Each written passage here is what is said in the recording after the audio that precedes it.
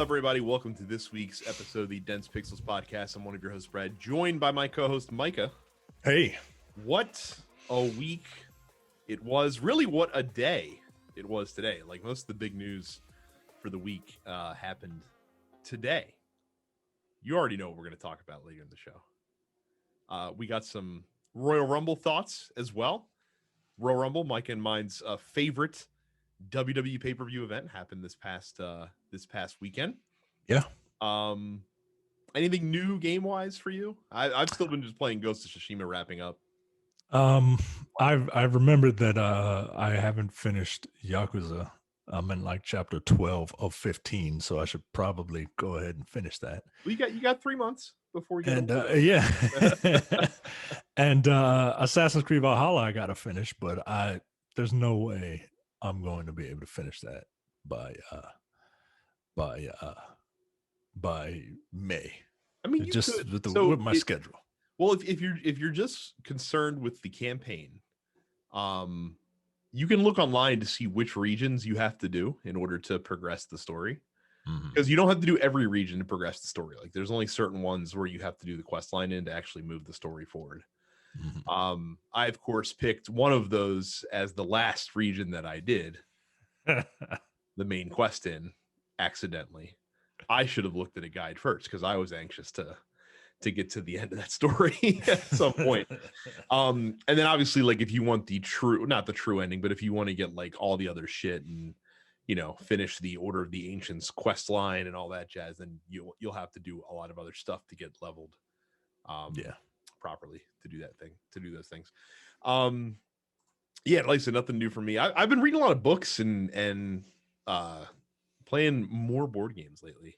What books are you reading? I'm curious to find out what everybody who listens to any of the podcasts that we're on, they know the type of books I like to read. They're generally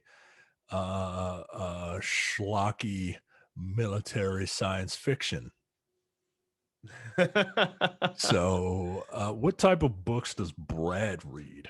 So the type of books that I read generally are a lot of nonfiction, a lot of political nonfiction, primarily, to the surprise of no one who's a fan of this network. Probably you're smart. Yeah. I'll take that. And then as far as like as far as fictional books, I am also a sci-fi fan. I was huge into the Star Wars EU way back when. I've been mulling reading the Thrawn trilogy again because that's my favorite series of books in the Star Wars former canon that used to exist. But I think I talked on the show. I finished Dune a couple of weeks ago, and I don't feel any need to read further into the Dune franchise because I've heard that the first book is about the peak of Dune. And then it's all downhill from there. I started reading the Mass Effect books, and the first one was fine. It was good. I enjoyed having the backstory with Saren and Captain Anderson, and then the second one I wasn't expecting to get into as much, and it turned out to be quite a page turner. So much so that once I finished it, I've moved on to the third one. I don't remember the names of them, like the little subtitles that they are. Yeah, they're like Ascension or something like that. I can't remember. All I know is Deception is the fourth book, and that also is one to avoid, from what I understand. Yeah, that one's not. You can do without it. Yeah, those first three books are pretty good. I also started reading the first book in the Eclipse saga, or not the Eclipse, the Expanse saga. And then I watched the first episode of the Expanse TV show, and I'm not sure if I want to continue on, and if I do continue on, in which medium I plan on consuming it. If I do continue on with the series, I'll probably read the books. Yeah, I haven't. Everyone swears by that show, but I haven't. I've read a couple of the books, and everyone swears like that show is just like the tits, right? And I haven't seen it yet, so I'm going to wait for it all to end, and then I'll give it a shot. Yeah. As far as nonfiction, the next book that I plan on reading is Reaganland, but I'm not sure if I want to read the books that preceded it. That kind the downfall of the Republican Party fascinates me from like a very Schadenfreude aspect. So I read American Carnage, which was a really fun book detailing like the collapse of the party from just about Obama's election through the beginning of the Trump era, and that was really fun. And yeah, so Reaganland I've heard is really good. It's also like 900 pages. Not sure if I'm ready to tackle that quite yet. Yeah, that's but a lot. Eventually I will, though. Eventually I will. But yeah, so that's what I read, Mike. I could probably turn to you for some good sci-fi recommendations as well. So I got a whole series of stuff over there that if you like military sci-fi, I can recommend. But yeah, Neuromancer is on my to-do list right now. It's a Neuromancer is fun. It's it's one of those books where it's like you gotta read it, right? Like if you're a sci-fi fan, you gotta read it. It's got ninjas and pizza and shit in it, and then you can do Snow Crash. Snow Crash is like, yeah, I got that book. Snow Crash is very good. The sequel is okay. I like the original, but yeah, Snow Crash. I mean, look, when your main character's name is hero protagonist, I'm gonna pick that book up and at least give it I'm gonna give it at least a paragraph or two. There you go. Anyway, this is a video game podcast. Yes. So PlayStation Plus has a pretty stacked month ahead of it here. Right. Destruction All Stars is finally out. We knew this was going to be free when they released it. Well, that's out today. You can play it. A couple folks in the Dense Pixels Discord has said that it's fun. So definitely worth checking that out for free. Control Ultimate Edition released on PlayStation today. And guess what? That is also on PlayStation Plus for free. and there's a PS5 upgrade for it as well. They need to that game had a weird rollout, right? Like, oh, here's Control, and then here's the Ultimate Edition with all these great upgrades, but like we're not gonna give it to you if you already own the game. You got to buy the game again. So and now it's free. And now it's free. So wow. And then Concrete Genie, an indie darling from the PlayStation Studios team, is also available for free. A PS4 game. Heard good things. Excellent. Yeah, like I said, a solid month. I might actually play Control. Like I said, free 99 is the best price that there is. So I'm getting ready to download it right now. There you go. And I'm sure I'll have time because, like I said, I'm almost done with Ghost of Tsushima, at least the single player aspects of it. So as far as other new releases that came out, Cultist Simulator Initiate Edition came to Nintendo Switch today. So did Luciform on PC, Valheim on PC. On Thursday, bunch of Switch games and a few other things coming out. Odysseus Cosmos and his Robot Quest on the Switch. Werewolf, The Apocalypse, Earthblood comes to PC, PlayStation, Xbox, and that's it. Kinetic Edge comes to PC. Neo Remastered Complete Edition comes to PS5 and PC. Neo 2 Complete Edition comes to PC and PS4. And then Neo 2 Remastered Complete Edition comes to PS5. And then RE0, Starting Life in Another World, The Prophecy of the Throne. Calm down with your titles, Japanese. Jesus. Comes to PlayStation and Switch. And then Ampersat, not Ampersand, but Ampersat comes to PC this week. That's a pretty healthy selection of games. I know a lot of folks are excited about playing the Neo games on PS5 with 4K 60 graphics and all that jazz. Yeah, so you can die over and over again in 4K.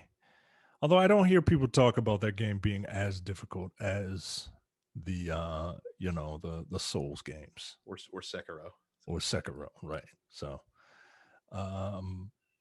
ad read, you can go to our Discord. We have a Discord. Brad mentioned it earlier.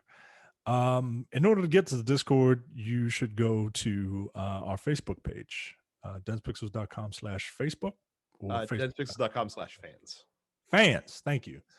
Facebook.com/fans. It's like your own phone number. Like I don't know my own number because I don't dial myself. There you can go to our fan group, and right there on the announcements is a big invite for the Discord. We had a lot of fun there. We especially on Sunday when we were talking Royal Rumble. You can go to youtube.com/densepixels, subscribe, and you can look at this merch that I'm wearing and I'm not getting paid for. It's this N7 hoodie that still fits because I bought a baggy hoodie just in case I get big, and I'm a little bigger than I was. So, but it still fits and it looks badass, right? Commander Shepard has one of these in is it the third Mass Effect where you can wear a hoodie? I think in 2 you could also. Yeah. While you're So on the Normandy, at least. So yeah, that's after Shepard died and came back to life. that's right.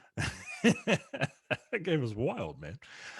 You can subscribe to all of the TNP Studios podcasts wherever you get your podcasts, including the Nerd Apocalypse, Black on Black Cinema, Coming Distractions, and the weekly preview episode of Look Forward Political Podcast. Coming Distractions is back now that movies are being released in this brave new world that we're in. We are doing as many reviews as we possibly can. We did a review on the new Denzel Washington, Rami Malek, Jared Leto movie, The Little Things. And there are a couple other reviews out that you might want to take a look at. So go to densepixels.com/premium for $5 a month, $50 for the full year. You get access to the premium slate of podcasts, including the airing of grievances, No Time to Bleed, The Men with the Golden Tongues, Upstage Conversation, and the full episode, the full 2-hour-ish episode of the Look Forward Political Podcast. Yeah. I don't have anything to say about it because they're recording it tomorrow. Yeah. And me and Carrie are doing Upstage this week. So it'll probably be in the feeds next week with a movie starring young Gerard Butler and directed by Joel Schumacher. So I don't see how this could possibly end up going poorly. Wow. Yeah. I'm not looking forward to it. I haven't watched the movie yet, but I know I'm not going to enjoy myself. But that usually makes for a better show. So that's all well and good. Into the news. College football fans rejoice for the first time in 8 years at this point almost. EA has announced that they are developing a college football game. It's going to be called EA Sports College Football. Notably does not have the NCAA license. It does have the CLC license. So they're still able to use most of the team like logos and stadiums and things and uniforms and things of that nature. However, they will still not be able to use the names of the student athletes in the game. It'll be much like college football games of yore, where you have an avatar that kind of represents the player and with their number and their attributes, but no name, essentially. They said they're still looking at the name part of it. Obviously, that does require compensation to college football folks to use their likenesses and names in the game, which would require them to get paid, which currently is not legal under the bylaws of the NCAA. So I thought that was changing, or is that only in like California? That might only be in like California. The NCAA really does not want to have to pay student athletes, even though they absolutely fucking should. Yeah. Nobody wants to pay slaves. Get out of here. What's the point of having a slave if you gotta pay for it? Right, because they need all that money to go to the school and school presidents and your head coaches and stuff like that. They can pay like $7 million salaries to get there. Exactly. Yeah, a lot of folks are really excited. Even people that might not be fans of college football per se are excited because this was always a lot of folks' preferred EA Sports football game because college is a little bit more freewheeling, fast and loose playing than Madden is. Madden is very, you play like the NFL, and colleges have a lot of different offensive schemes. There's some different rules that make the game a little bit more loose and just more fun. I used to play the NCAA games back in the day. I don't think I'll be worried about getting this when it comes out, but a lot of folks are really stoked that college football is coming back. Yeah, I was going to ask you. I don't. I barely follow professional sports. I damn sure don't follow amateur sports. Mm-hmm. So I was going to ask you what what the difference is. Like I remember people loving college football. So in college football, there's over 100 schools first of all in Division 1. So like there's a ton of different teams of varying degrees of skill. And the thing with college football over pro football is that college football you can get by on a lot of wacky shit that would never work in the NFL. Like you can run your whole offense around your quarterback and have like running quarterbacks and quarterbacks that, are a lot more dynamic. Like think like Lamar Jackson types, but everyone has them. Because the skill level across a college team is going to be a little bit more inconsistent. Whereas in the NFL, it's the best of the best that make it to the NFL. So if you try that dumb shit in the pros, they're fast enough that they're gonna Haloti Ngata's gonna end your career before it right. really gets started. Right. So you get a lot more things like you get the option offense is very popular in college where quarterbacks will it's called the option because they'll snap the ball and they have the option to run it themselves, to pitch it to a running back, or to throw it down the field. And they can kind of freewheel a little bit more. College overtime rules are a lot more fun because it's more of like a shootout style instead of just sudden death, which is always pretty neat and can get kind of crazy if the shootout goes on for for like basically in college overtime, you put the ball on the 25-yard line and you just try to score a touchdown essentially. And each team gets the ball and they go tit for tat basically. And whoever fails to, whoever can't match what their opponent does is going to win. Oh, so it's like a game of horse? Kind of, sort of, yeah. That's cool. In a lot of ways. And the other thing with college too is that the scores can be a little bit more wacky because their kickers aren't nearly as good. Like they'll miss like 30, like 40-yard field goals, whereas in the pros it's automatic almost kicking from that distance. So there's a lot. The skill level being less good in college makes for a more fun game to watch. So like crazier shit can happen in college than usually happens in the pros, and the game does a good job of conveying that in many ways. So the lower the skill level, the more entertaining. Why the hell didn't the XFL succeed either time? Because you still need to have like a baseline skill level. I mean, there's a few other things like in college you only have to have 1 foot in bounds to make a catch for it to be legal. The hash marks are wider on the field in college so that you have more of one side of the field or the other to play with, which can create some interesting things. So it's that those are the biggest differences between college and pro ball. Nice. I mean, there's no setting the ball on the 50-yard line and having the two teams run at each other to try and get it. No, well, I'm sure they're gonna. I don't know what the kickoff rules now in college are, but they used to do that in the XFL. Oh, that's right. I forgot. They used to do that dumb shit. Two players running at each other. Yeah, and then they would concuss each other because they're playing smear the queer, and they're like, ah, like, all right. Like, no wonder you failed. So Ninja Theory is a Microsoft studio now. Their first game under this effort was Bleeding Edge, which was a like a multiplayer fighting game, not like a Street Fighter style fighting game, but like a combat game.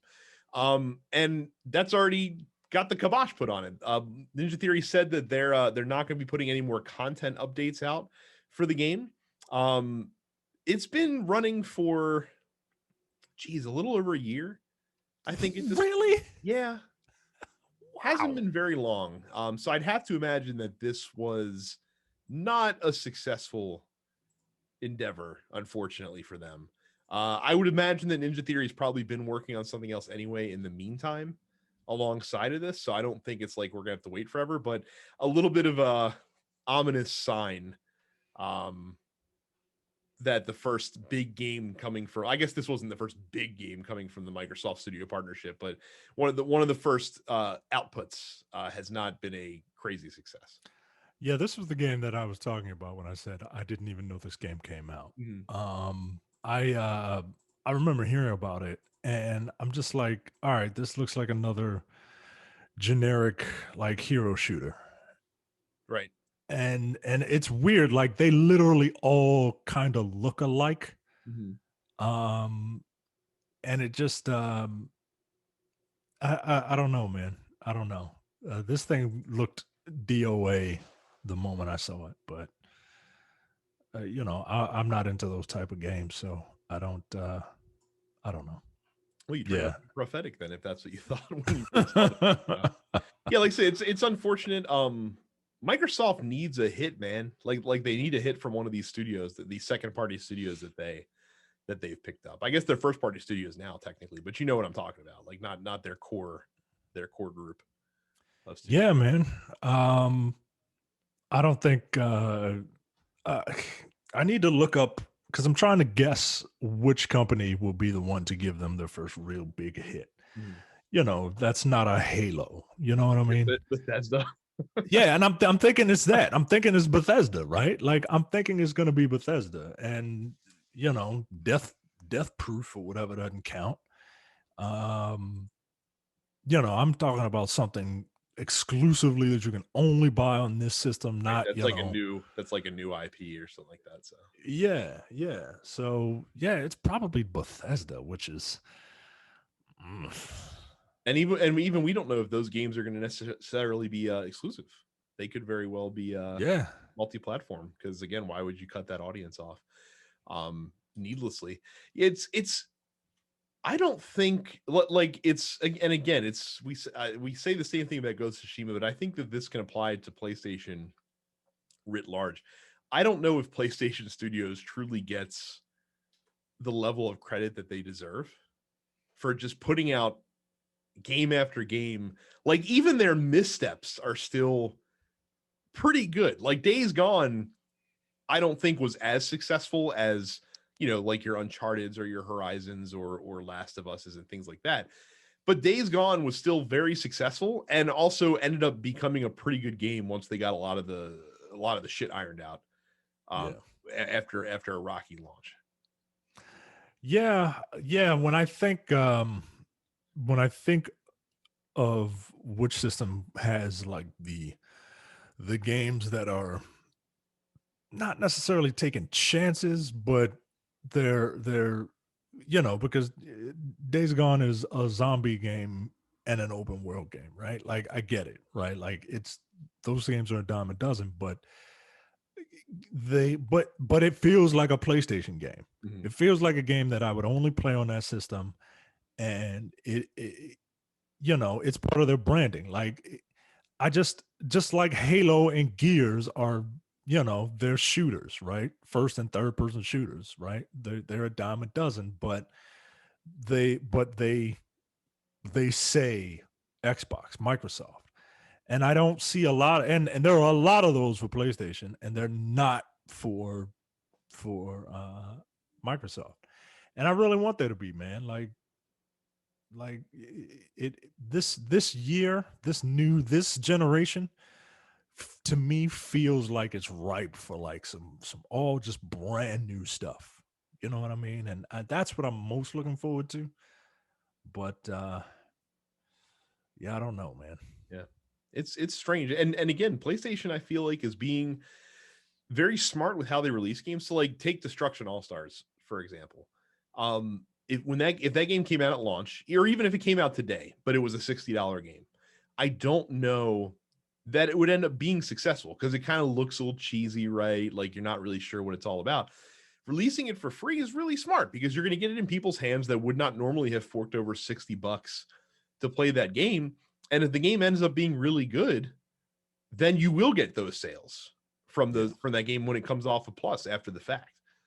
So, like I said, it's interesting to see it continue forward, because I know everyone thought that this generation was ripe for kind of, things to switch, because, this industry is cyclical, and usually whoever's on top one generation, the other person usually comes on top. So far, I don't feel like that's been the case in the couple of months since the new consoles have come out, because PlayStation's put out some bangers. I mean, they put out games of the year for Right. multiple years. Like, I mean, come on, man. Yeah. Here's some news that surprised me. I always think the 3DS sold more than it did, but that doesn't make this feat any less impressive. The Nintendo Switch has officially outsold the Nintendo 3DS at this point. The 3DS and all of its many iterations sold just under 76 million units during its life cycle. The Nintendo Switch is sitting just under 80 million units in a little under 4 years' time since its release in March of 2017. Wow. Very impressive. Yeah, man. The 3DS is boy, I know you said it, you always think it's done better than what it has done, but it's still done a lot, man. It did. And Nintendo is very good at what it does, man. Like, you say whatever you want about, how they do business. Mm-hmm. They're very good at what they are good at, right? Like, that might sound stupid, Mm-hmm. but no one else can do what they do, and they do it. Not only do they do it the best out of, by default, Mm-hmm. they always outdo themselves. Correct. And they're not afraid to take chances. Like, that's what I respect about Nintendo. Not the legacy characters and franchises that they have. Like, nah, yo. Like, they had a controller that had a penis in the middle of it and a nipple on top of it. Like, but everybody played that N60. Everybody used that N64 controller, and the GameCube controller that I hate. People love it. People love those oddly shaped buttons and just the spongy triggers and all that. Like, it's a trash controller, but people love it. And they're not afraid to take chances, and other companies have tried to copy them. They've tried, especially in the handheld market. Mm-hmm. Like, get out of here. Sega tried. They had a ginormous fucking Game Gear that just chewed up batteries like it was just nothing, and it failed. Sony, I mean, if anything was going to topple Nintendo in the handheld market, I would have thought that the PSP would have done it. Yeah. But and no, it was. I mean, the original PSP was not a dud, but it certainly wasn't. It wasn't ending. It wasn't competing with Nintendo in the same way. So interestingly, the Switch, if you look at the 46-month trends between all the recent Nintendo consoles, the Switch is currently pacing ahead of the Nintendo Wii in terms of units sold. The Wii had only shipped about 75 million units at this point, almost 4 years into its life cycle. The Switch is going to probably exceed the lifetime sales of the Nintendo Wii early next year, which is an insane thing to think, because the Wii was like a once in a lifetime lightning in a bottle console. Yeah. And the Switch is going to outpace it, and outpace it easily. Like if the Switch continues on its current path and we get a Switch Pro, which everyone is expecting eventually at some point to come out, it could approach like PS2 sales numbers, which is that's wild to me. And I never thought we'd see any console ship that high. And I just go back to when they first unveiled it, and our like knee-jerk reaction was just like, I don't know. Right. Like, I don't know about this. It seems like a misstep. Boy, were we wrong. Yeah, man. They're the Marvel Studios of video game manufacturing, man. Like, they know what they're doing, man. Everybody copies them. Nobody can do it. It's wild to me. is wild. And it can't just be the franchises, right? It can't be. Like there's only so much that the name of the well, okay, maybe it is because those franchises, the games are actually good. So maybe that's part of it, but you know, I mean, the Switch truly does. I mean, I think the reason it's so successful, and this is why the fact that the Vita was not successful is mystifying in many ways. The Switch is really the first console to truly capture a home console experience that you can take with you in your pocket. Like the Vita was supposed to be that, but it was still very like it still felt like a handheld. It just it just felt like a pretty version of a PSP, whereas the Switch does truly feel like a actual game console. Yeah. And I think that's it. And then, like you said, combine that with software that's excellent. I mean, and to be fair, how many companies can launch with, one of the greatest games of the generation at launch, and then 6 months later come out with one of the other greatest games of the generation in Mario Odyssey, and just kind of have those two bookending the year. And not to mention, hey, Mario Kart 8 was a great, the best Mario Kart game ever, but nobody played it because it was on this trash system that nobody bought. So we can just re-release that too, and all of a sudden, like it's like a crazy seller as well. Like you had all of that through that first year of the Switch, which did not hurt it. Animal Crossing, by the way, it wasn't in this article, but I saw it mentioned elsewhere. Over 31 million copies sold of Animal Crossing in 10 months. You know what?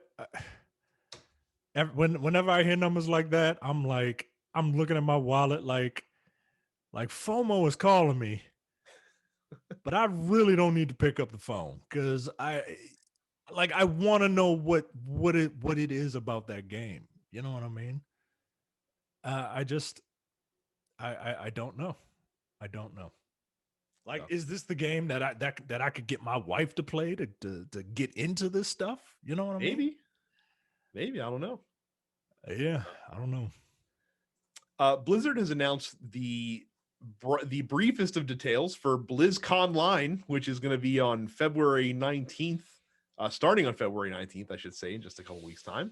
We're expecting to see updates from Diablo 4, from Overwatch 2, and World of Warcraft. We might also see some new Hearthstone expansion stuff, and I would expect some news on Diablo Immortal. Apparently, there's going to be 6 channels of programming, including a shitload of panels and things of that nature. So looking forward to BlizzConline. I want to see more Diablo 4 stuff. I'd like a release date or at least a release window for Diablo 4 if possible. That'd be great. So waiting with bated breath on that one. There you go.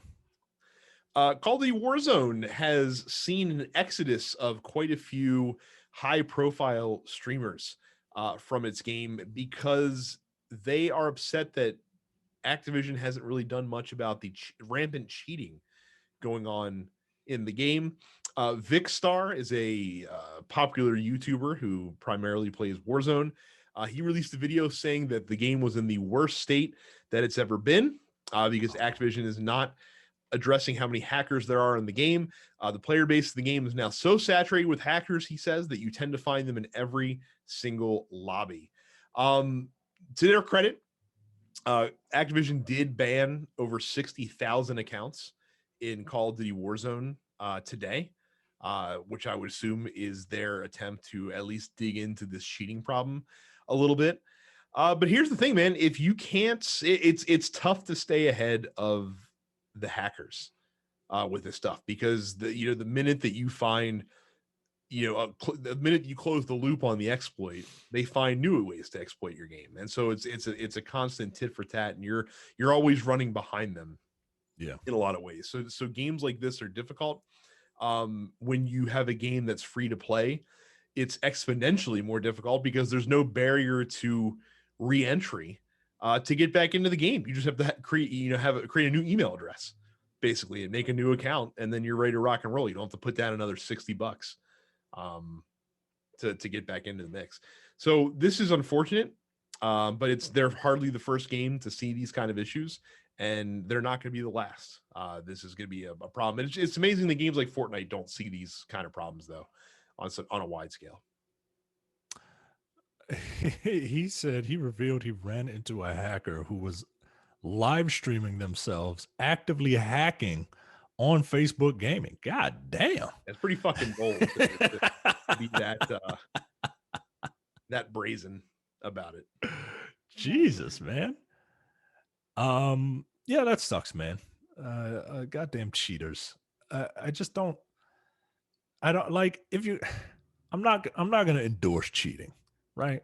Mm-hmm. But if you're gonna cheat, like cheat in life, right? Like cheat to make yourself like rich and famous, like commit crimes.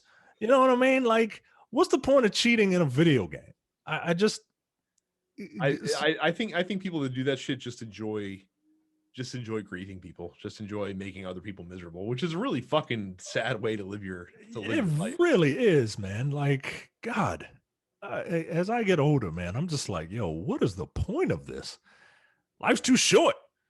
Yep, people dying from breathing in the air, for God's sakes. Like, let people enjoy their games, man. God damn it. Finally, in the news, speaking of enjoying your games, the internet has been a little wild for Lady Dimitrescu, the villain from the upcoming Resident Evil Village game. Lot of people letting their freak flag fly online in the wake of this character. Which, look, we're not here to kink shame. Look, I'm not here to judge you. I trust me, I'm not here to judge you. So, it fucking glass houses and all that shit. Tomonori Takano, who's the art director for the game, made sure to let everyone know the answer to a question that everyone has been wondering: how tall is Lady Dimitrescu? She is apparently 9 feet 6 inches tall, which is very tall. It's very tall. This woman so I've been doing a little bit of research on this lady. If you're gonna do research on this character, say search on. I mean, unless that's your thing, right? Unless that's your thing. And it looks like she's kind of based on this Japanese monster called Hachishaku-sama. Which translates to 8 foot tall woman. Okay. And the character kind of lures children in and eventually ends up like killing them and stuff like that. And then it gets, the research went differently after that. So yeah, I'm gonna have to make sure that I have safe search on when my boy starts to grow up some. But yeah, man, this woman is 9 feet tall with heels, and the hat. And yeah, this monster wears like a white dress, and it has like a wide brimmed hat traditionally. So yeah, this monster, this vampire is kind of based on Japanese folklore. Man, look at all these pictures. Yep. People are having their fun. So people are having their fun. Something that's not fun, and I don't see it here, but so there are, Lady Dimitrescu has daughters in the game, and all these people are played by actors. And unfortunately, the actor who plays the daughters in the game, she does the voices, she uses her likeness. She was a voice actor. I'm going to try and remember and find her name. She passed away, man. Yeah, I forgot to put that on there. She passed away, and she was only she was in her 30s, man. And it's really just, I mean, I don't mean to bum people out, but and I'm doing a poor job of finding this woman's name, But safe home to this woman, man. Um, Jeanette Mouse is yes, the actress's name. thank you. You know, it just it's just kind of sad. And like I know everyone's having their fun, but like let's not forget like things that matter. You know Well, what I mean? and meanwhile, fans of the game actually donated 60,000, raised $60,000 to donate to her husband and son in the wake of That's wonderful. her passing away, which is cool. That's wonderful, man. That's wonderful. Like don't like yeah, like gamers get a bad rap. I'm glad you brought that up because gamers get a bad rap, right? Like like we're just all a bunch of basement dwellers. I'll have you know, I'm on my second floor, not in my basement because I don't have a basement. I'm dwelling in my second floor. But we get a bad rap that you know we're social outcasts and don't really give a shit. Like, nah, man, that couldn't be further from the truth. Um, so She was yeah, also in Charm City Kings as well, apparently. I'll have to look her up, see if I can find her, see if I can find where she was in that. But yeah, safe home. Yeah, Um, that's it for the news. So look, I don't know if you guys are really helping well, because I think we've helped. I think that single handedly we have helped Jeff feel like he can relax a little bit. I was going to go the other way. I was Yeah. going to be like, look, I figured Jeff is thinking people aren't going to densepixels.com/Amazon enough.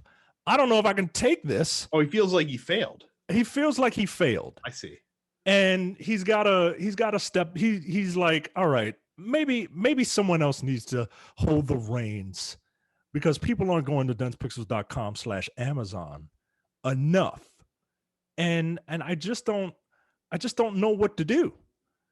So let's everybody go to densepixels.com/Amazon and help Jeff as they are now building a spiral like building in downtown Arlington, Virginia Yeah. for their second global headquarters. Yes. Which looks straight out of The Last of Us, basically. If you've seen the artist sketch render of what the building's supposed to look like when it's completed. Or as someone said on Twitter, I saw it's like it looks like Jeff Bezos is trying for a science victory in this game of civilization.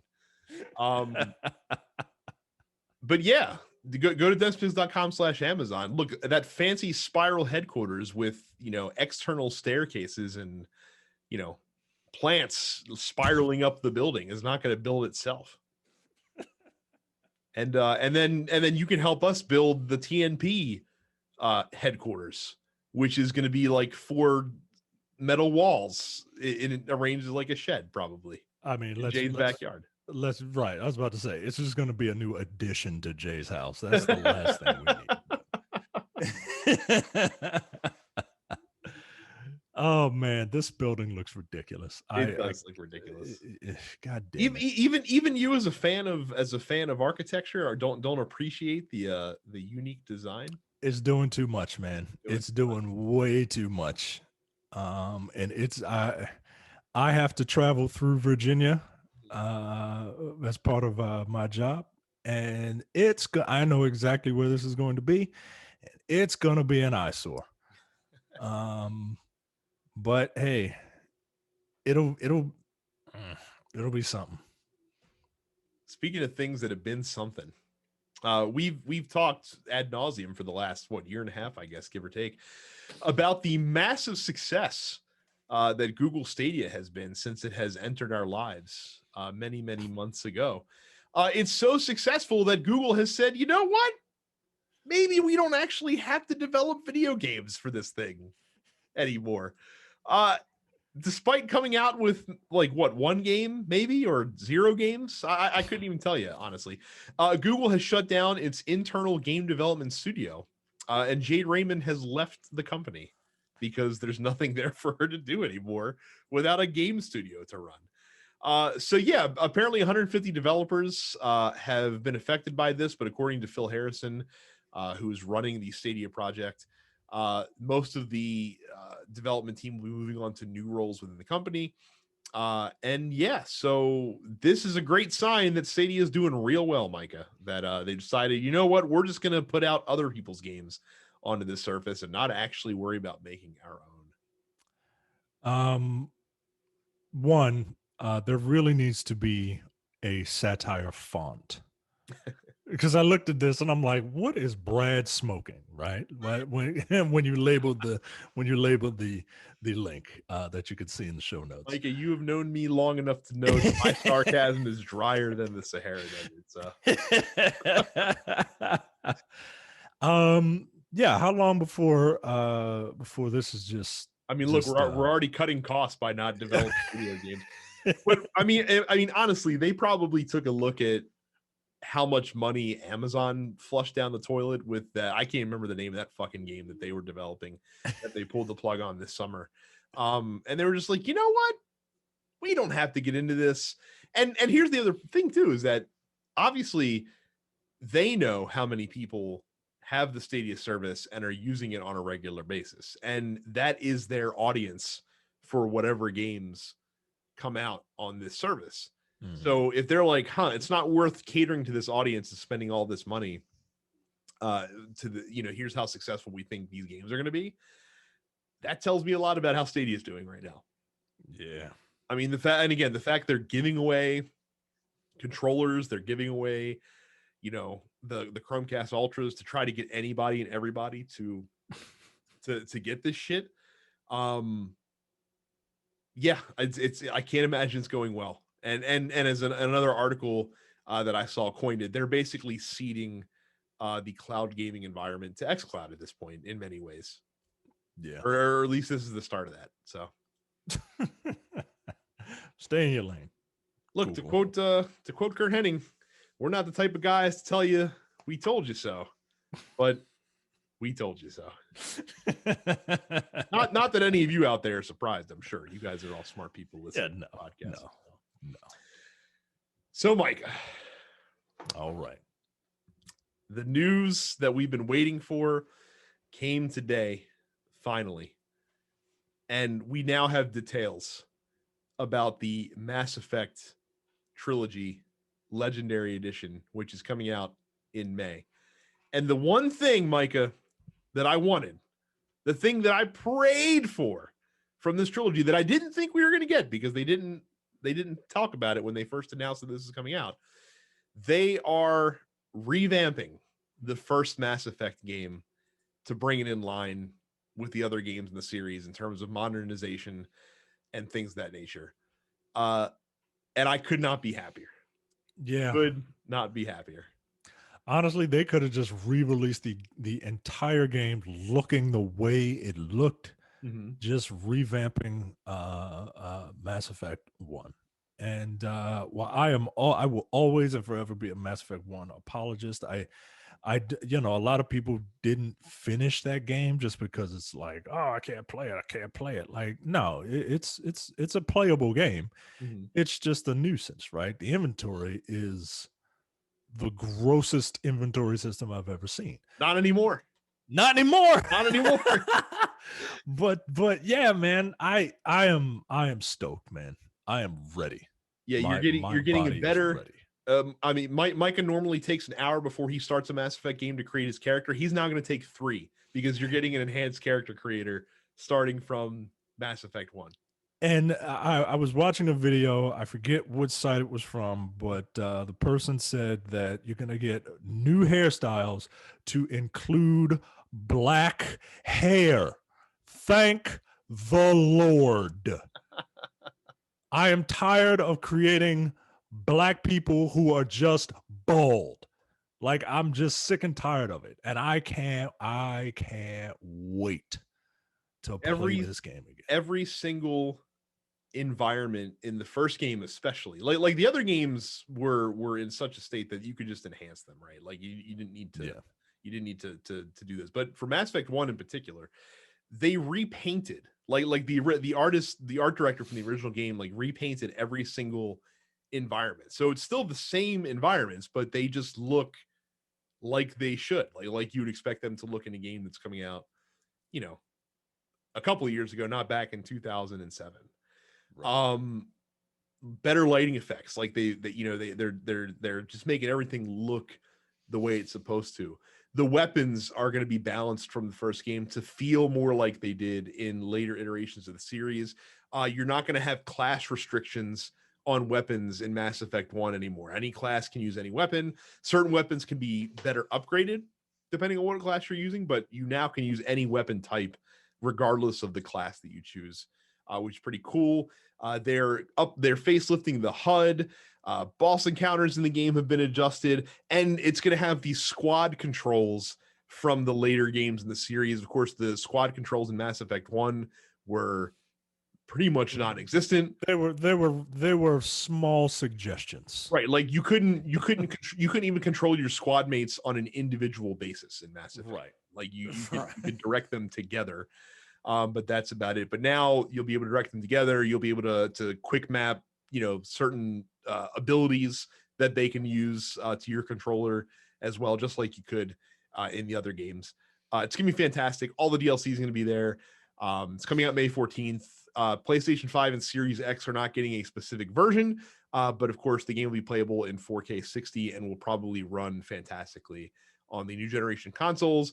If you play on PC, they're adding controller support to the game, which I know a lot of people are really excited about as well. The only thing you're basically not getting in this collection is the multiplayer from Mass Effect 3, which is a shame, but that's not why I'm buying this set anyway.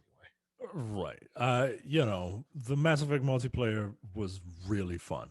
It really was. But it's a small price to pay. Very much. I mean, who cares? I want God, I can't wait for this. I cannot wait to play Mass Effect 1 again. The way that I feel like it should be played.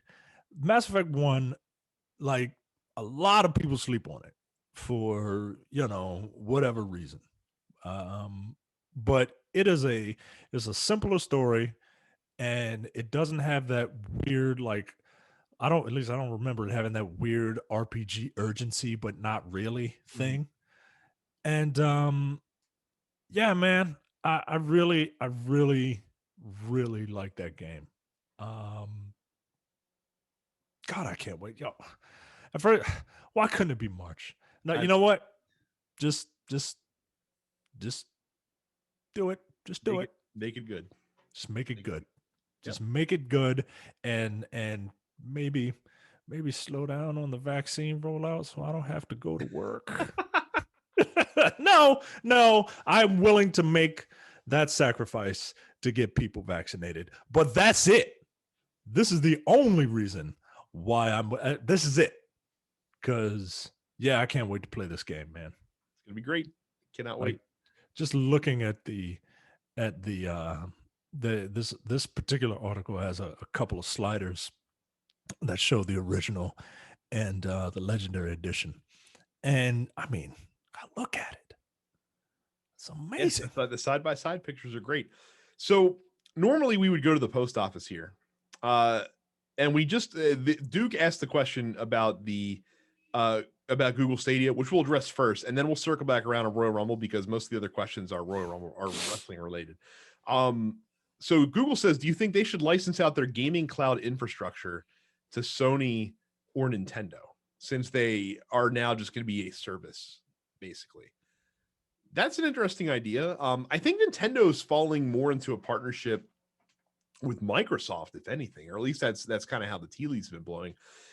Them licensing out their service to Sony is an interesting proposition, because Sony, of course, owns Gaikai, and that's the structure that they used for PlayStation Now. But Sony at least has the perception of feeling like they're lagging behind the other guys when it comes to streaming, and I'm pretty sure Sony would just as soon not want to have to worry about that. If there was a partner that they could partner up with that could provide a good experience for them. So that's interesting, I think. Yeah. Yeah, that is yeah, I didn't think of that. That's an interesting prospect. Yeah. So that was the only video game related question in the post office. So before we get into the wrestling questions, we'll talk briefly about our thoughts after the Royal Rumble pay-per-view. I guess we'll talk about the individual matches before we talk about the rumbles themselves. Look, I continue to walk away. Impressed isn't the right word. Pleased with how they've handled most of these Goldberg matches that we're forced to endure in terms of the actual match themselves. I just don't need to see them anymore. Yeah, I hear what you're saying. I don't necessarily agree with that first part. Well, no. Well, I wholeheartedly agree with the second part. Except the Undertaker Goldberg match in Saudi Arabia. Like that's the obvious exception. But for the most part, like the matches against Brock Lesnar, the match against Braun Strowman last year, you know, and then this match with Drew McIntyre have gone better than I've expected them to go. Okay, all right. I think that is a more accurate statement. Yeah, they aren't as bad as they could be, or should be. But I 100% agree with you. I don't need to see Goldberg in the ring anymore. No, I really don't. I mean, I think it's amazing that he could still do the same two moves multiple times that he did 20 years ago. But at the same time, like, you got to hang it up. And like, look, I was never a huge Goldberg fan. Like he felt contrived, right? Like he felt, oh, okay, here's a bald guy with a goatee and mustache and black trunks, and he's all right. Like, I get it, right? He's the Stone Cold. He's WCW Stone Cold, right? But at the same time, like, I get it, but it's over. It's over. Do you think it is over? Like do you think that little moment that the two of them shared in the middle of the ring was Goldberg's like, I'm now leaving forever and not going to wrestle anymore? Outside of like a blood money payday, yeah, I think this is it, right? Because like, who and unless Goldberg has like a tremendous ego, like like the same ego that all of these wrestlers had in their heyday, which I hope he doesn't. I think this is it, man. I really hope that this is it. Like I said, I just like, this is your second or third biggest pay-per-view of the year.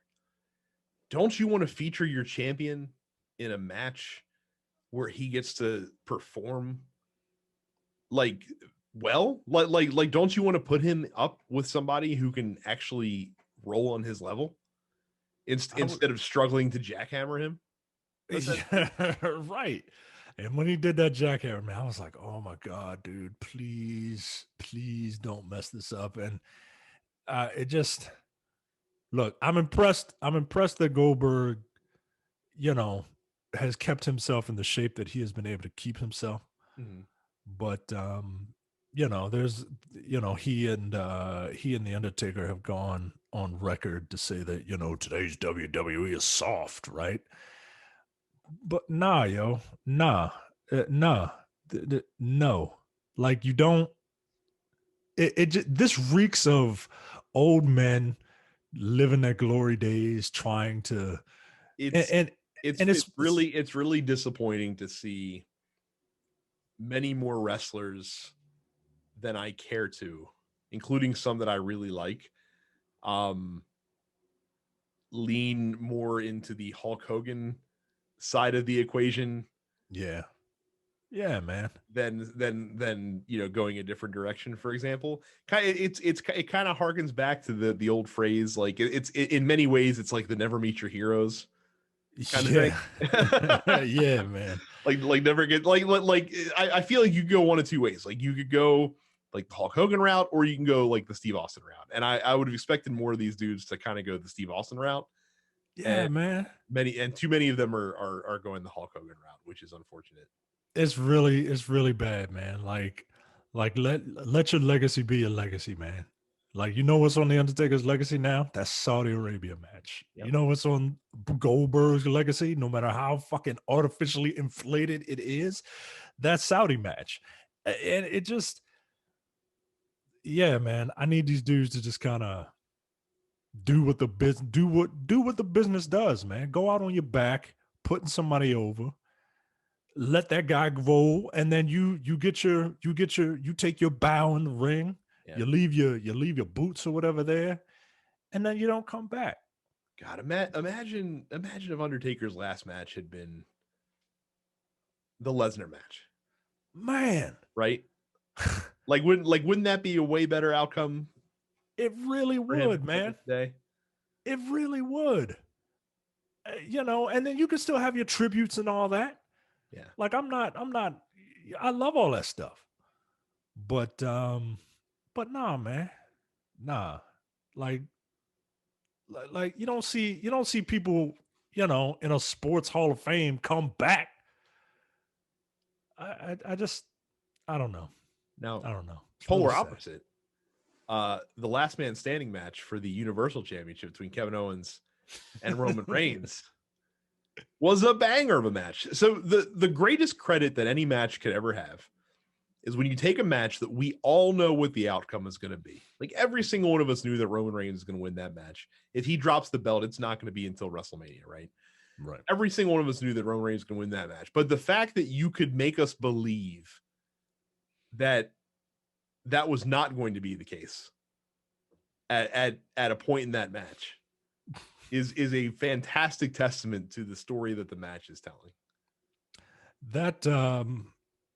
That was a really fun match. Yeah.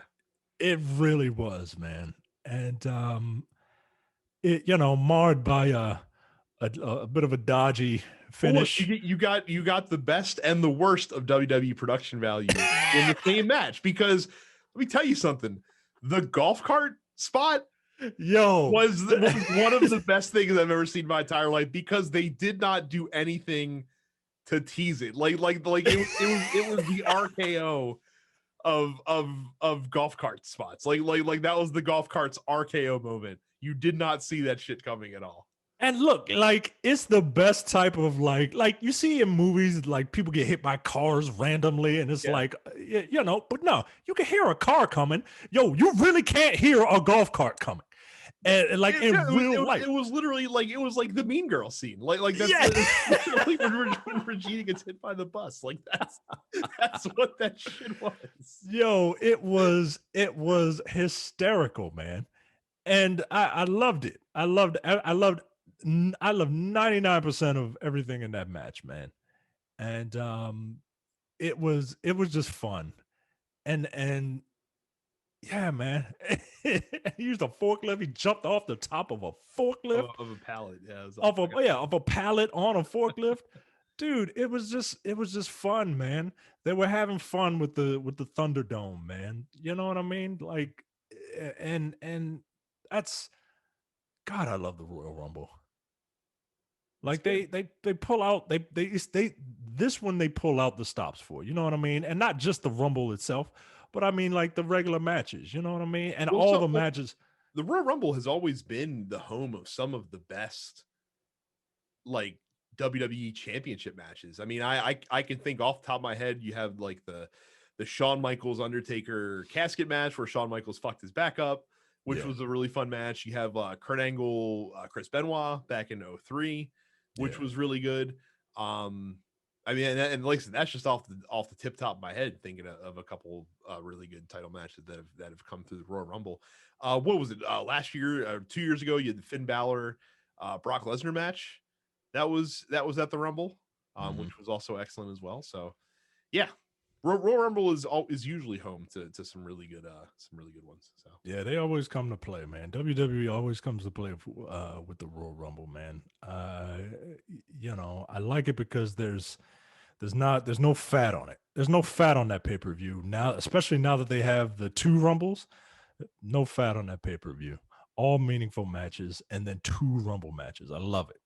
Carmella Sasha Banks was fine. That feud's had its day, I think.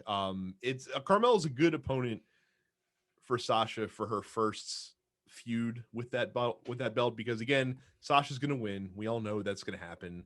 Carmella's a good enough hand to be able to put some shine on her, and now Sasha Banks can move on to bigger and better things. So yeah. So let's talk about the Rumble matches themselves, which were, for my money, solid this year. There wasn't anything super outstanding in one regard or the other. I think both of them had excellent finishes as well. Especially the women's Rumble. Yeah, well, and like, for very different reasons. For very different reasons, they had and not just like the victor, right? Like, man, it was really good, man. I enjoyed it. I enjoyed it very much. I was like when Bianca Belair came out at 3, I was really not expecting her to win. I was kind of almost a little disappointed when that happened because I'm like, I really I didn't think she was going to win anyway because like I said, even though they've been building her up, like it just didn't. In the back of my mind, I'm like, I just don't know if it's her time yet, or if they think it's her time yet. And then when she came out at 3, I'm like, all right, this is going to be the one where she has a real long performance, and and she's going to get a lot of shine. But I just don't think that she's going to win. Mm-hmm. So I was pleasantly surprised when she did, which was excellent. She still got to look amazing. And overall, a solid match. I think Rhea Ripley also looked excellent, even in defeat. Many people were praising her dumping Alexa Bliss out of the ring while she was fiending up, I guess you could say. Because it's you very, very rarely do you see wrestlers do things that are smart and logical, right? Because a lot of the suspension of disbelief comes from wrestlers doing dumb things that any normal person would not do. So that was cool that happened, and again the finish itself. So you had her and Belair, and then you had Charlotte Flair, and having those two team up to kind of like symbolically, they threw out Charlotte Flair, but there's a lot of symbology there because it was like, hey, we're the next class that's coming up, and it's our turn. It's our turn to take the stage. Yeah, right? The two of them being the last two in the match, I think was very cool. When Rhea Ripley came out, they started throwing people out. I was like, oh shit, like she's going the distance, right? Like she's going to be in the final 4. And when we got to the final 3, that's when I was a little scared because I was like, oof, I want Bianca I want this for Bianca Belair, but I would not be upset if Rhea Ripley got it. Mm-hmm. And then when it was the 3 of them, WWE made a big, they made enough of a, hubbub about, can Charlotte be a 2-time Rumble winner, 2 consecutive Rumbles? And I'm like, yo, they're not going to do this, right? And then I hear on the dirt sheets, so there was a rumor that someone close to WWE said, well, they're planning a couple different finishes and one's going to make fans really upset. And I'm like, yo, is this it? But like you said, when the new class of wrestlers just got rid of Charlotte, I mean, I'm sitting in here and I'm like, let's go, right? And the one thing that I don't like about the Royal Rumble, especially like Royal Rumbles as of late, I don't like the dangling spot. That Shawn Michaels spot. Yeah, because they struck gold when it happened the first time, and then they every year you get one person that would do it. Yeah, and now it's like everyone does it. Yeah, like they were doing it a lot. Like, and Yeah. I'm like, yo, come on, man. Like, cause like for real, like these ropes are slippery, yo. Like, like especially when Bianca Belair was doing it. Cause if I felt like she did it like 3 different times. Yeah. And I'm like, yo, one, the spot is played out. Two, I really don't want you to slip.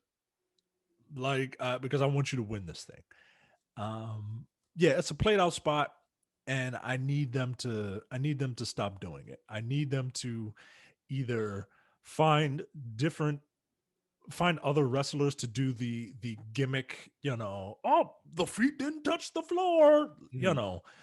or just don't do it at all. Also, I'm gonna need them to stop. I'm gonna need them to stop allowing wrestlers to just dip out. Yeah. I don't like that. It just kind of bothers me. It Like feels like cheating, doesn't it? yeah, like the point of it is to be in there. You're trapped in there with everyone else, and it's a they do it for story reasons and it gives you a little more leverage, but at the same time, like you're breaking your rules. Right. And I get, heels are supposed to break rules because they are heels, but like I don't need everybody just slipping and sliding in and out the ring. Well, technically, they didn't go over. Nah, yo. Nah, you're in there. This is fucking Thunderdome. Uh, Pun, not intended. Like the only way you're going out, the only way you're getting out that ring is if you're getting thrown out. Like once you're in, you're in. I don't mind. You could do whatever you want before you get in the ring, right? You can be like Billy Kay and Or you, just or you, or you can do what Edge did before the match started and went out and beat the piss out of Randy Orton because he yeah, had revenge on his body. Like that's one thing. right. But once the bell rings, like once you step in, you don't come out. Yeah, I agree. It's again, that's something that's also been more happening more lately Yeah. than it ever did before.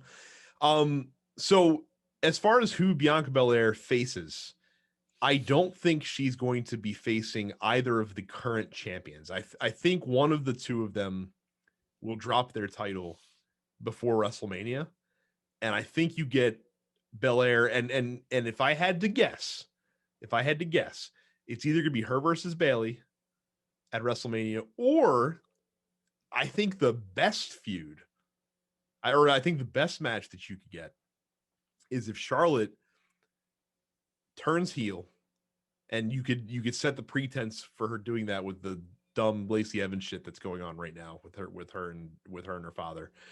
Charlotte turns heel, turns on Asuka, gets the title from her at Elimination Chamber, and then Bianca Belair challenges Charlotte Okay. at WrestleMania. I don't have a problem with that. I think Charlotte Flair is the best Charlotte Flair. Mhm. She just she's very unlikable. like I like Charlotte, but like I like heel Charlotte. Yeah. Um Well, and she still does like she still does like a lot of her heelish moves. yeah. Even as a babyface, like she still makes the referee come over and hold the ropes open for her when she gets in the ring and all that stuff. Yeah. I think arguably that would be the best match available for Bianca Belair. I don't think a face versus face match with her and Sasha Banks No. would work well. Mm-mm. And I don't necessarily like I thought I'd want Sasha Banks to turn heel, but I'm perfectly fine having Sasha Banks as a babyface right now. I think she's doing it well. So Um I think they will do the Bianca Belair Bailey thing. yeah. I think they will do that. You think it'll be a triple threat? Because I can't imagine them not having Sasha Banks in that mix. I don't want it to be a triple threat, Mm-hmm. but yeah, now that you say it, Yeah. I think it will be, right? Because if you have Bailey, because they're both on SmackDown, right? Yes. If you have Bailey take All three of them are on SmackDown. So yeah, if you have Bailey take the title from Sasha, well, I'm gonna invoke my rematch clause that doesn't exist, and thus we need it to exist. And then it's going to be a triple threat. And I don't want it to be a triple threat because I don't want the shine to be taken away from the Royal Rumble winner. I hate it. I think you're almost going to get a similar story if they go that route that you had back in 2004 when Chris Benoit won the Royal Rumble and Shawn Michaels was basically like, look, man, I know you won the Rumble and all, but I got to be the one to fight Triple H because we got a lot of unfinished fucking problems that we got to handle. And he basically interjected himself into the match in a lot of ways. I could see that happening with Bayley. Like, you don't even have to take the belt off Sasha. Like, Bayley can just kind of interject herself into the mix and force her way in. Yeah. So, we'll see if they do. A couple other MVPs for me from that Rumble. Billie Kay has been doing a lot of great work, and she continued to do so. Yeah. In this match as well. Who else was a notable standout for you? Victoria still got it. I was always a fan of Victoria, and she's like 50. Still beating the shit out of people. I don't watch a lot of NXT, but I'm a fan of Toni Storm.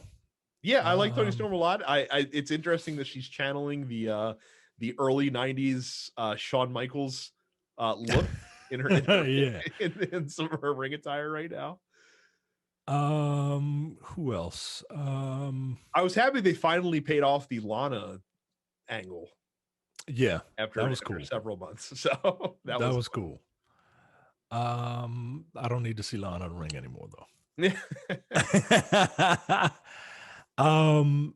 Like I said, I don't watch a lot of NXT, but Shotzi Blackheart, she wasn't in there long. And I would have loved to have seen more of her, which I got to start watching NXT. I don't quite get Shotzi Blackheart. Like, she's very popular. She doesn't really do a lot for me with her style. I think it's because she comes out in a tank. Well, I mean, that's pretty cool. People like. That's I would have much seen like a Candice LeRae than her or an Io Shirai for that example. But Io Shirai is a champion right now, so that doesn't really work with her in the Rumble. So those first three entrants, Bayley, Naomi, Bianca Belair, I mean, I would watch them wrestle all day, and like not in like a perverted way, right? Like I would do that too, but like nah, like those three, like they know what they're doing, and they're the three of them are very, very good. So yeah, look, this was a fun Rumble, man. The women's Rumble I actually kind of liked more than the men's Rumble. And and the person that I wanted to win won. So that, I don't know what that does, but yeah, I loved it. So on to the men's Rumble. So Edge winning was a huge surprise to me.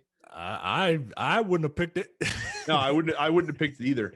And I'm almost pleased that they did the reverse Austin with Randy Orton for this match. Like I said, at first I thought he got legit hurt. And then when they kept showing it on camera, when they showed him in the back, I'm like, all right, all right. They're just trying to sell it on. I think Big E acquitted himself really well in this Rumble. I think that was an obvious. They were obviously focusing on him in a lot of ways. Daniel Bryan ended up being more of a non-factor than I thought, even though he did make the final 5, I believe, if I'm not mistaken. I think Seth Rollins came back in perfect fashion, showing that, I always worry when guys are out for like family related reasons, because I always wonder if they're going to get like the sympathy return. So I'm happy that he's still being the douchebag heel that he is, because I like Seth Rollins best in that form. And like I said, AJ Styles doing some cool stuff. I would expect that AJ Styles to also be more in the mix later on. I thought he was a dark horse candidate to actually win the match. In all honesty, it was a solid Rumble, and like I said, the finish was great because when they had Randy Orton come back out after Edge eliminated, was it Braun Strowman was the last person that he had out, or was it Rollins? It was Rollins, wasn't it?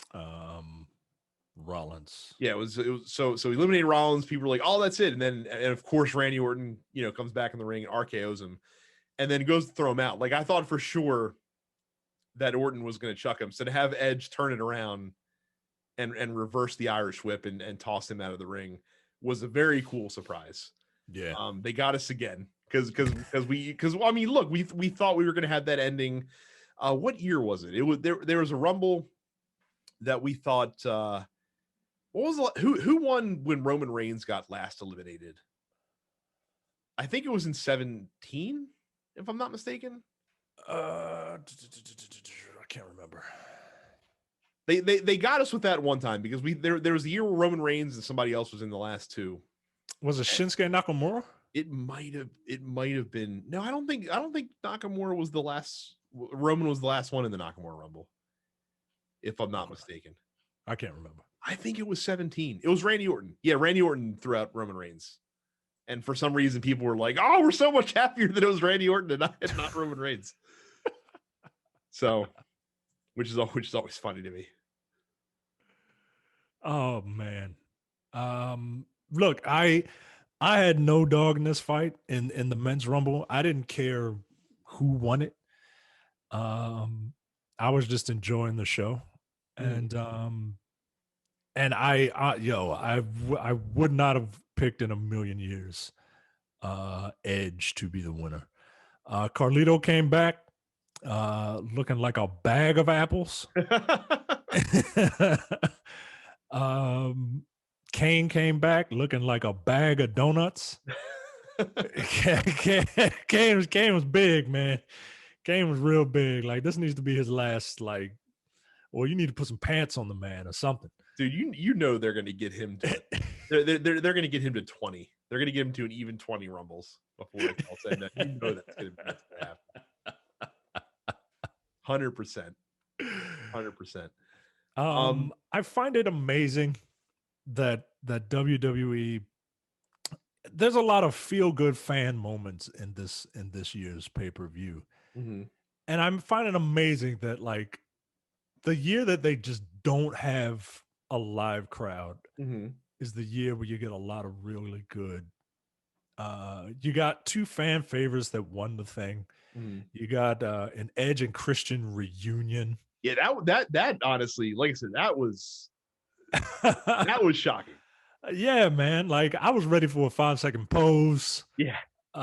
Even though, you know, there's no point. Like, nobody has like disposable cameras anymore. But yeah, man, there was some stuff in here that could have got some really good pops, and they tried their best with the simulation crowd and the simulation holy shit chant for Kevin Owens. We live in a weird time. I think the fact that there's one instance where not having a crowd was probably beneficial, and that was the ending to that last man standing match. Yeah. But because you know how crowds are. Yeah, like, they would have smelled the botch, and yeah, they just would not let it go. We might have got a "you fucked up" chant though. That would have that would have been exciting. Yeah, it was solid. Like I said, had a good time. Like you said, the Royal Rumble is a no filler event nowadays. Like, again, we had 4 title matches and 2 Royal Rumbles on that card. That's what I'm talking about. Yeah, all killer, no filler on the Royal Rumble. So, and again, the Royal Rumble is a difficult match to fuck up. So it's the pay-per-view event where you get the best odds of it being really good. Money in the Bank is the same way. It's difficult to fuck up a Money in the Bank match, even if you just do a boilerplate Money in the Bank. Yeah. And last year's even was really interesting. They making them the best of a bad situation with that. Yeah. So.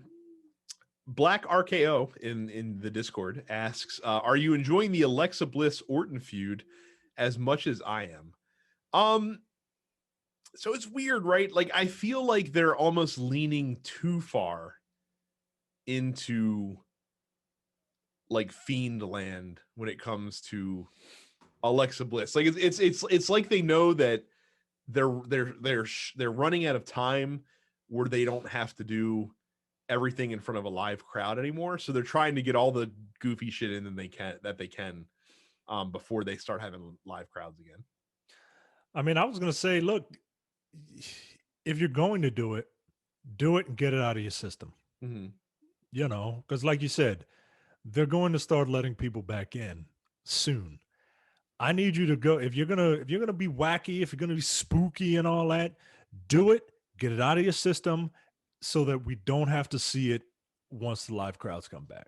Right. Because you're not going to be able to pull it off the way that you should, right? It's not going to look the way you want it to look. It's going to look like bugs projected onto the mat or whatever. You know, it's not going to look good. So do it while you can. Hurry up, get it out of your system. Let's move on. Like I like the Fiend as a character, Mm. but the the problem with Bray Wyatt is that he's really creative and he has a really good imagination and he comes up with these really cool characters that in a movie would be great. Mm-hmm. But in this world of professional wrestling where everyone should be striving to achieve a title belt, Mm-hmm. none of his characters make sense with it. Like, unless his characters are like, you know, I need this because I believe that this thing, this object is going to give me power. Mm-hmm. You know, all right, then fine. But his characters don't like. What is the point of his characters? Just to be an agent of chaos, Mm-hmm. just to get in people's way. And if that's the case, he's never going to be the main eventer that people want him to be. Like it was weird with Bray Wyatt having having a title belt. Yeah. It's weird with the Fiend having a title belt. Well, and the fact when he lost it to Goldberg, that just told me that they didn't have a plan to get it off of him. Right. You know what I mean? Like they're just like, I'll just let Goldberg get it, and then he can drop it to Braun Strowman or whatever. Right. So, yeah, I think I enjoy that stuff as long as it has a real purpose. With the Alexa Bliss stuff, like the fireball spot with Randy Orton, that was cool. Her sitting on the ring corner, like with blood coming out of her mouth, is weird. You know what I mean? Like that, there doesn't seem to be as much of a purpose to that. Yeah. You know, as the other stuff. But it'll be interesting to see how they pay off the Orton, Bray Wyatt situation at the end. Yeah.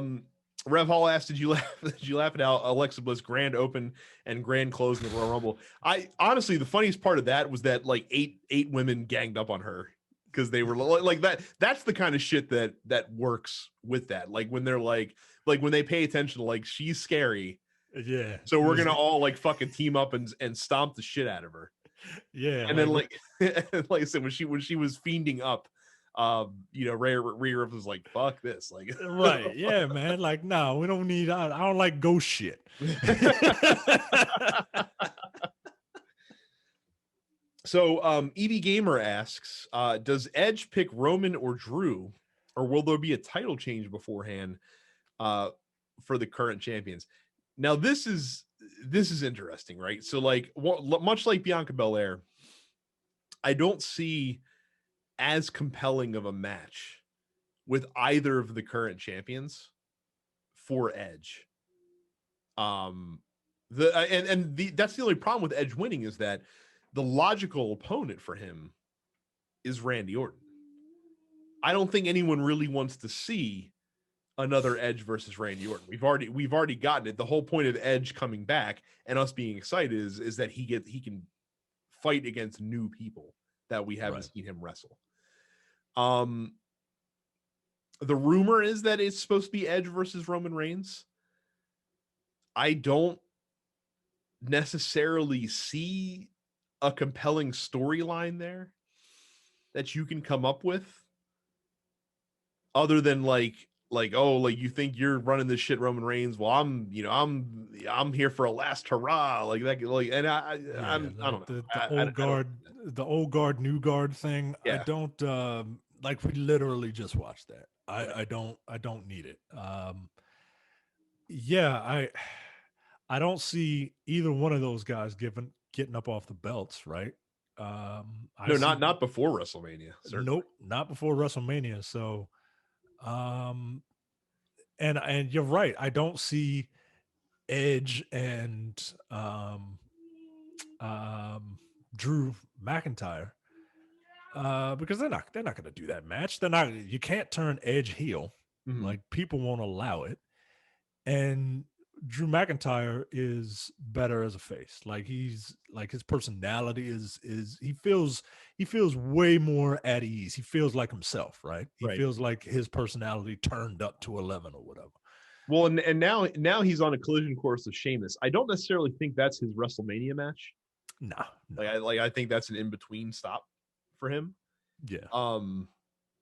Yeah, it's weird. Like, having Edge there is super strange. In terms of just who he's going to wrestle right now. Yeah. Honestly, the best match for Edge right now of the matches available wouldn't make any sense, because the best match would probably be have him fighting Finn Balor for the NXT title. But why the fuck would Edge compete for the NXT belt? Because he's never had it.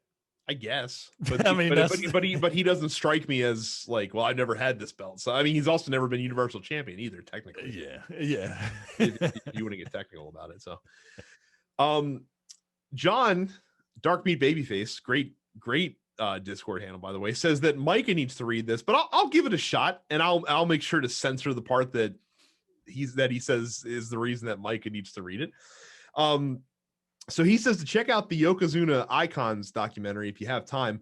One of his favorite parts was how Roman Reigns was talking about how proud and happy he was to see a family member win the WWF title at WrestleMania 9, and then his response to the red and yellow racist coming out to ruin it was, "Oh, here we go," which I personally read as "this ninja here." And he also said it tripped me out about being reminded how much some older Samoan men can look like uncles at a black cookout. Yeah, he's right. So Yokozuna is an interest. I didn't watch the Icons feature on him yet.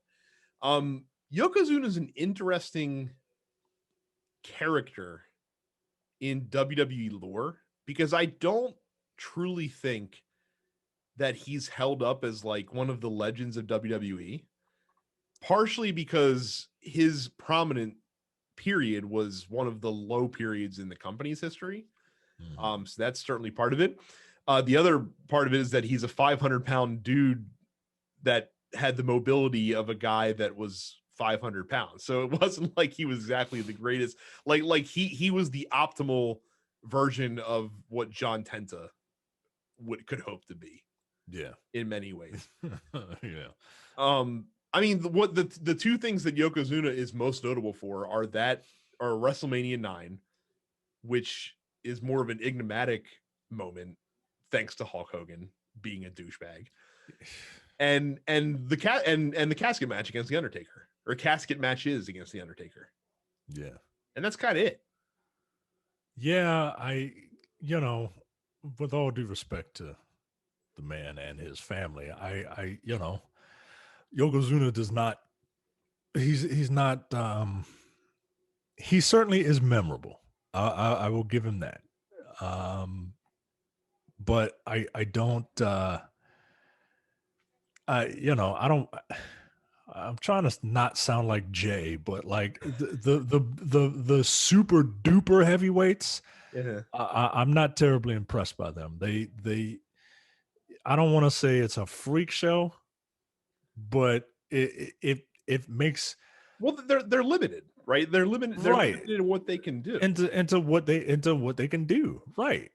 And then the whole gimmick was just, when I found out that, I was real young when I thought like I was right there with you. I did not. I think everybody did, dude. I think everybody thought it was Japanese, no matter how much of a North California accent he had when he said bonsai, right? Like, no, Japanese people don't sound like that. Get out of here.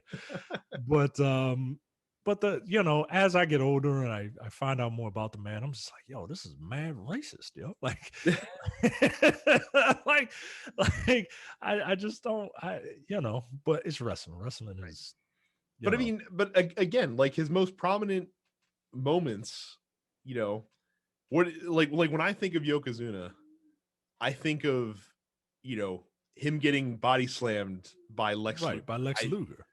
You know, and WrestleMania 10 when he was beaten by Bret Hart, that's not the match I think of when I think about Bret Hart in WrestleMania 10. Right. Like I think about Bret versus Owen. And yeah, so like Yokozuna was, you know, the greatest I mean, was he the greatest super heavyweight of all time? Would you consider Andre the Giant to be a super heavyweight? What is a super heavyweight? Let's just name an arbitrary weight, right? 450. 450, I think, is a fair. And if that's the case, I have to imagine that even in his, I would imagine that Andre the Giant in his later years was around that weight. So, and I'm being real generous because I'm trying to, because obviously it's Andre the Giant, right? Right. But who else is there? You got Mabel, right? Who, no, you know, John Tenta / Earthquake, right, on that list. Haystacks Calhoun, which is much more of a British thing. Like some British wrestlers would probably put him into the mix. Yeah, over anyone. I don't think One Man Gang qualifies. Like I think he was just under the super heavyweight threshold, I would assume. So Andre the Giant is billed at 520.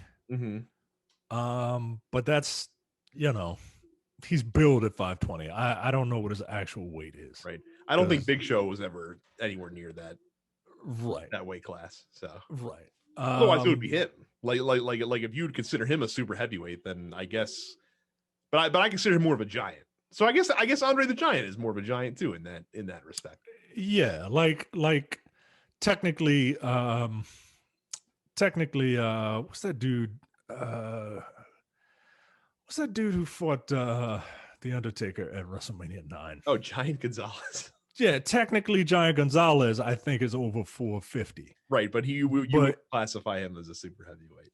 Right. I would classify him as a giant. So oh, you know what? It's probably between Yokozuna and King Kong Bundy is probably the other guy that you could make the argument for. Yeah. Yeah. And I think you'd probably have to give it to Yokozuna in that case. Yeah. I would do that. So, yeah. I'll still watch the documentary because I think I find that entire family, I find the idea of just like wrestling families interesting on, inherently. So yeah, I'll check out that documentary. I'm sure I will. So I need to take more advantage of the WWE documentaries because by and large they're very good, and I don't partake in them enough. The only time I remember to turn on the WWE Network is at the end of the month. So, so there you go. That is the show. We got 2 pay-per-views before WrestleMania. Fuck, I always forget that that extra March pay-per-view always fucks with me. Well, because I associate WrestleMania as a March show, even though it pretty much always happens in April at this point. Yeah, it's an April. It's the April show. Yeah, in my brain, but Backlash is also an April show. Yeah, well, or whatever. I don't think Backlash is the April pay-per-view anymore. I think it's Extreme Rules now, which is the April show. Which doesn't make any sense because the whole point of Backlash was that it's like the aftermath from WrestleMania. Yeah, like that's why it's named Backlash. Right. They need to hire us, Micah. We could just be the logisticians for WWE. Like when Vince does something stupid, we could be like, this doesn't make any fucking sense. Do this different thing. Yeah, but then he'll just be like, "You're fired. Give me people who will listen to me. Give me people who will do what I tell them to do." Like, all right. So, well, that's it for this week. Thank you guys very much for submitting your questions to the Dense Pixels post office, now exclusively on Discord. And again, if you're not in the Discord yet, go to densepixels.com/fans to the Facebook group so you can get the link to the Discord. We're not quite ready to make that public yet. We'll probably make it public once the Facebook group goes away. But for right now, that's the only way to get in there. So go to the Facebook group first, join there, and then join the Discord. Because eventually we're shipping over there full time. Make sure you subscribe to this show as well as all the other fantastic TNP podcasts on whatever podcast app suits your fancy. Make sure to follow us on YouTube, youtube.com/DensePixels. And follow us on Twitch. I'm DensePixels Brad. Terrence is Apparition 410, and Carrie is Suffix Carrie. That's it. Again, look out for Upstage next week. Of course, New League Forward coming, and all the other TNP shows that you get for free also coming down the pipe. So, see you next week. See ya. You're watching the Dense Pixels YouTube channel. Click the subscribe button while you're here, and make sure you check out our weekly podcast where we discuss the latest gaming news and our impressions on what games we've been playing.